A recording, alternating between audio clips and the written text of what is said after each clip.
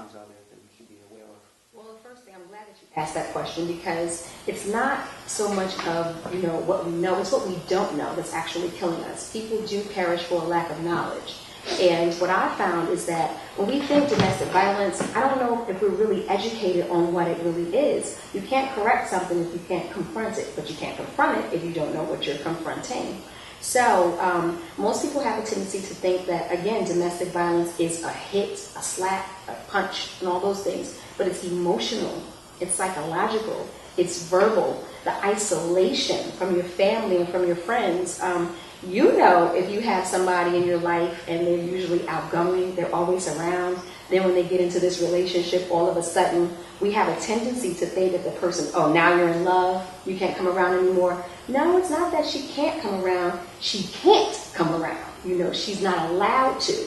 So if you look at a person and they've changed tremendously, no, you can't just go up and say, is he beating you? You can't do that. A friend of mine did that to me, and as much as I love her to death, it was just the way in which she asked. So what we have to do is we have to be very, very specific in our questions, but also sensitive, because it's not like, you want to walk around and say, yeah, I'm scared to go home tonight, or yeah, I have on this turtleneck because I have some bruises on my neck. Yeah, I'm wearing these sunglasses because I have a black eye. No one really wants to admit it, but we have to know that it's the sensitivity that individuals need. Say it in a way that you would want somebody to say something to you.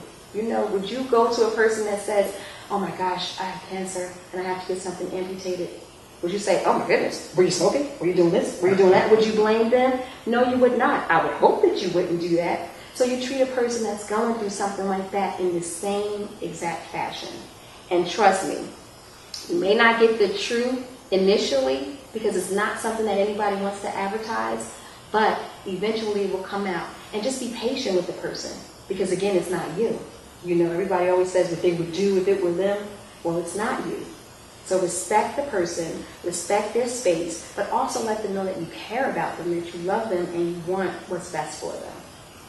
How would anyone, especially women with children, a lot of times this happens, it's one thing to be just a girlfriend living with her boyfriend or a new married couple, but what about women with children? I mean, how can you go about advocating safety to women with children who have more than one child or one child? How do you keep that family safe? I mean, if the woman is going through it, eventually the children go through it. Absolutely. Well, the first thing, and I'm glad you brought up the point with children, we tend to think that because children are maybe small or they're in another room that they don't hear it or they don't see it, but 30 to 60% of children that witness domestic violence are twice as likely to be in abusive situations when they are adults. Either you're raising a little batterer or you're raising a little victim.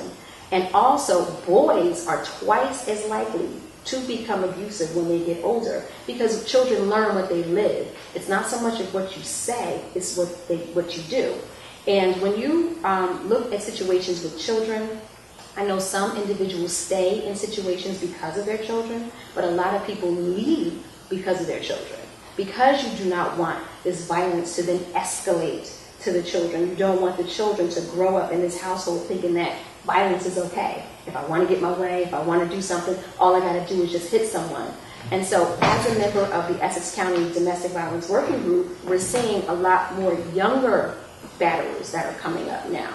So my hope would be that a mother, yes, your lifestyle will probably change because most individuals are economically dependent on their batterers. Yes, you may have to downsize. Yes, you may have to go into a battered women's shelter. But what you are doing is you're providing safety for your family. You're providing a better lifestyle for your children, at least until the situation is a little bit better. And hopefully, if there's someone that is out there that is abusive, the number one thing is please admit that this is what you're doing. There are two very dangerous things in this world to be, in my opinion. One is to be a victim and not know it, and two, to be a batterer and not accept accountability or responsibility for your actions. Okay, now we've seen all the movies. We've seen movies like Enough with Jennifer Lopez. We've seen Sleeping with the Enemy, The Burning Bed. Now, how much is that in reality? Very much so. a lot, and again, when I said people think that it is just a slap, no, these are life altering. There are so many individuals that end up losing their lives. For example, most people don't realize that a woman is twice as likely to be murdered after she leaves. Everybody thinks, oh, just leave, just get out of the situation. Well, guess what? I did the same thing too. And you've got to deal with stalking, you've got to deal with harassment, because remember, this is someone that knows every single thing about you, where you get your hair done, your nails done, your feet, the grocery store you go to, the dry cleaners, the school that your kids go to. So you have to, again, realize that this is a very serious situation, and it goes far beyond what we think. It's about power and control. So if I leave the situation, guess what? I'm taking back the power. I'm taking back control. I'm doing exactly what the batterer did not want me to do, exposing the person for who they really are. So those movies are very real. In fact, you didn't mention What's Love Got to Do with It, but that is one of my favorites because it shows the evolution of abuse. If you watch that movie, most people, again, Ike and Tina Turner, they belittled it to something that it really isn't. You can see how the abuse escalated. It was verbal, it was psychological, it was emotional. Then it escalated to abuse, and the abuse continued to get worse and worse and worse. Because, hey, we get better at what we do. Practice makes perfect. And if no one stops you. So again, those movies, yes, they are for quote-unquote entertainment purposes, but art truly does imitate life. Truly. Okay, now, what steps can a victim or someone who knows that's being victimized, what steps can they take in order to help someone or help themselves?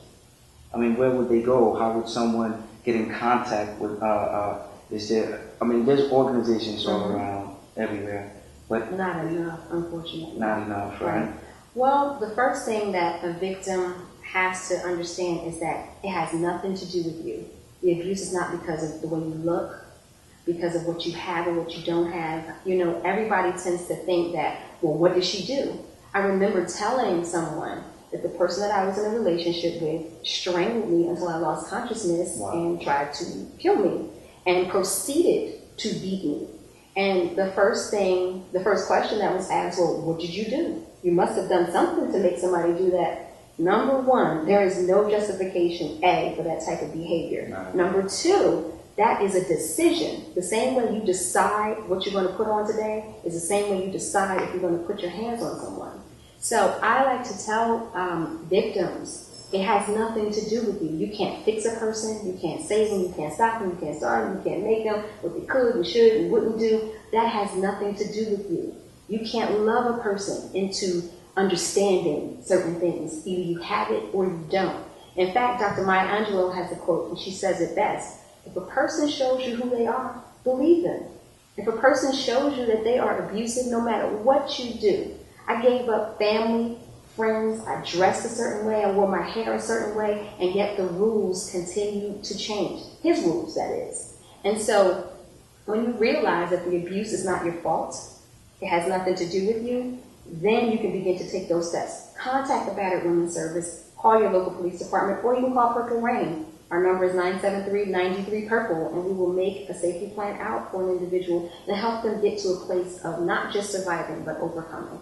And I want to thank everyone. I want to thank you, Asia, for coming through Brick by Brick, and the information that you've given us. We'll also put it at the end of Brick by Brick. Anyone who has any questions for Asia Smith, please contact her by way of Brick by Brick on Facebook, and you can also watch her on YouTube, following Brick by Brick. And again, Asia, I want to thank you for coming through. Thank you for having me. I appreciate it. Thank you so much. And I hope to see you again soon. Absolutely. And we want to thank you, the audience, and thank you for watching Brick by Brick.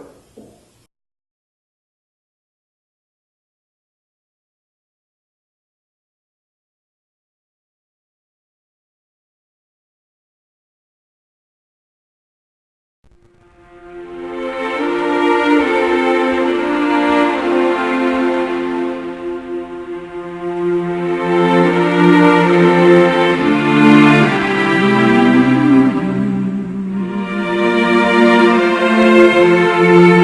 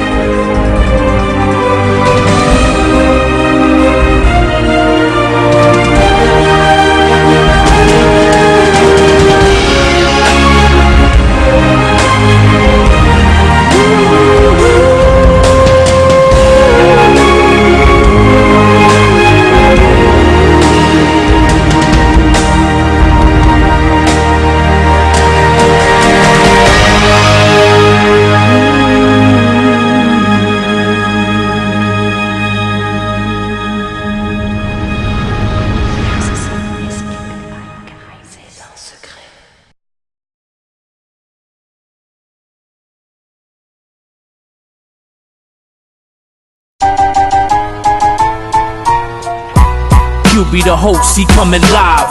All for the glory of Christ, he's gonna shine. The youth be the target.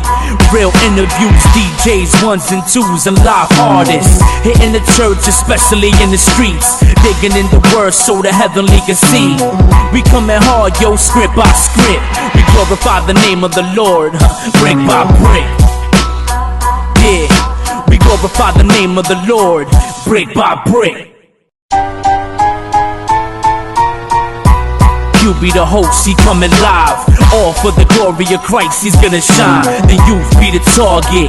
Real interviews, DJs, ones and twos, and live artists. Hitting the church, especially in the streets. Digging in the word so the heavenly can see. We coming hard, yo, script by script. We glorify the name of the Lord, brick by brick.